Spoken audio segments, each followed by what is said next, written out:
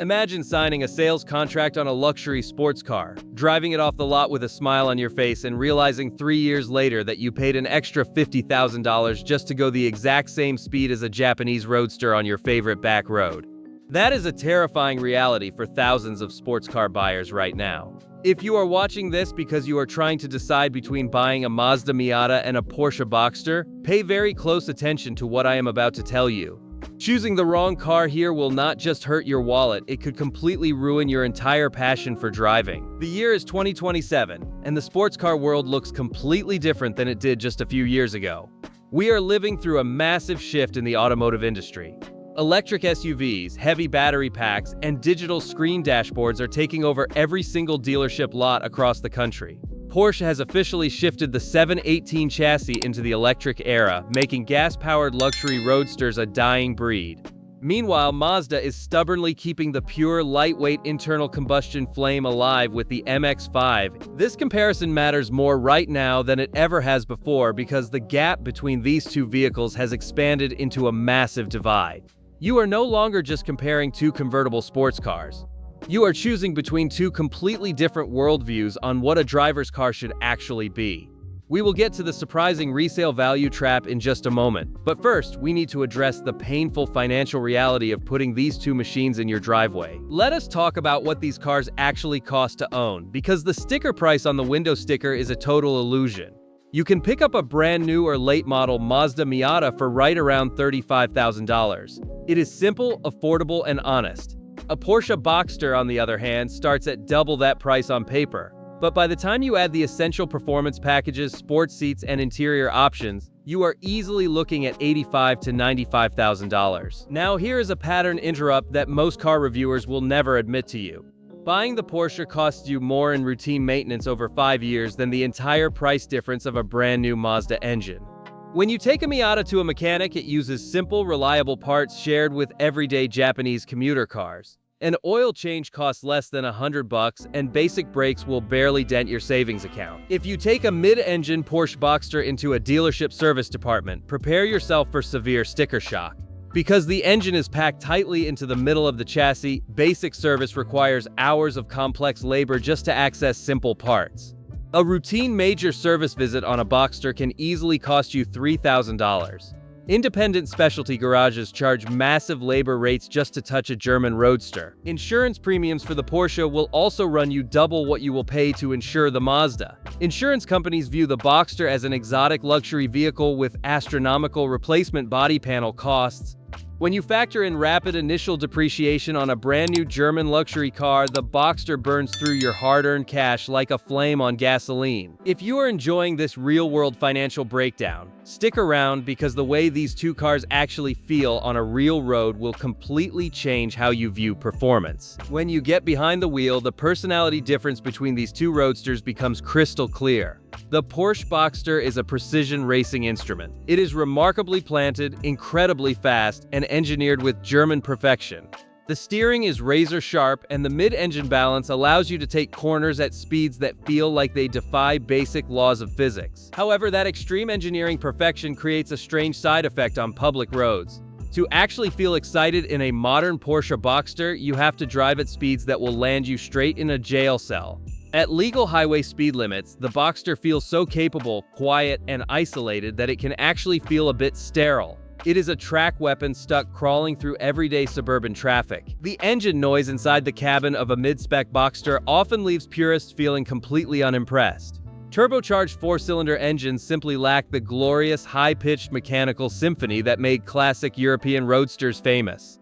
You end up paying supercar money for a car that sounds more like an industrial generator when you floor the throttle. The Mazda Miata approaches driving fun from the exact opposite direction. It does not care about lap times or flexing impressive numbers on a spec sheet. It weighs under 2,500 pounds, which makes it an absolute lightweight feather in a world of heavy modern vehicles.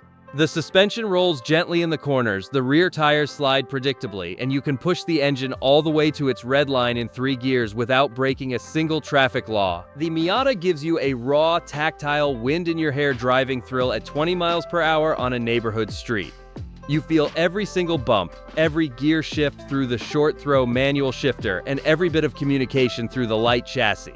The Porsche makes you feel like a precise pilot operating a high-tech jet, while the Miata makes you feel like an energetic kid riding a fast go-kart. You do not need to be a professional race car driver to extract 100% of the Miata's performance potential. You can wring its neck on every single entrance ramp, heel-toe downshift into tight hairpin turns, and feel like an absolute driving legend. It rewards driver input with pure physical feedback rather than hiding your mistakes behind complex computer stability algorithms. So, what type of person is each car actually for? Listen carefully, because this is where most buyers make a massive mistake. If you want a status symbol that commands respect in upscale parking lots, or if you regularly spend your weekends attending open track days at high-speed race circuits, the Boxster is built for you. It appeals to drivers who demand surgical perfection, high-speed stability, and social prestige. But if you want a pure weekend toy that you can thrash every single day on public back roads without stressing over repair bills or speeding tickets, the Miata is the smarter choice. It is designed for the true driving enthusiast who values mechanical involvement over brand pedigree. It is for the person who wants to laugh out loud while driving to the grocery store on a sunny afternoon. Now, let us examine the resale value argument heading into an increasingly electric market, which is a massive payoff moment for anyone planning to buy one of these cars today. As major auto manufacturers flood the market with heavy electric vehicles, analog gas-powered sports cars are turning into rare collector's items. But they hold their value in very different ways. Gas-powered Porsche Boxsters, especially 6-cylinder models and well-maintained manual variants, are holding their value remarkably well on the used market.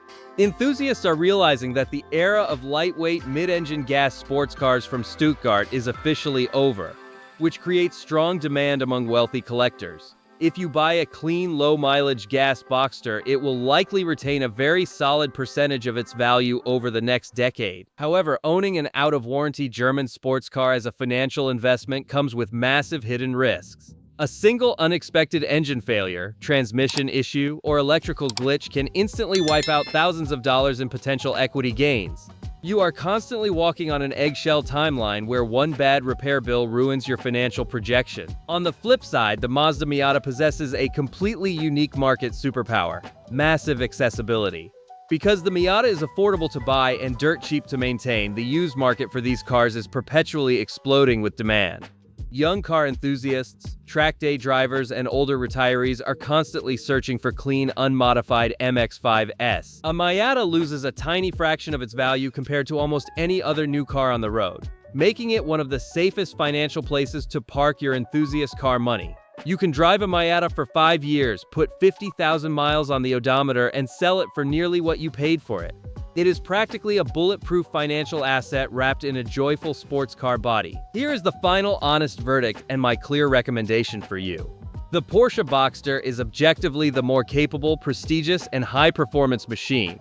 If money is absolutely no object for you and you can comfortably absorb $5,000 service bills without blinking an eye, the Boxster offers a level of engineering excellence that few cars on Earth can match. It is a phenomenal piece of German engineering that will always hold a special place in automotive history.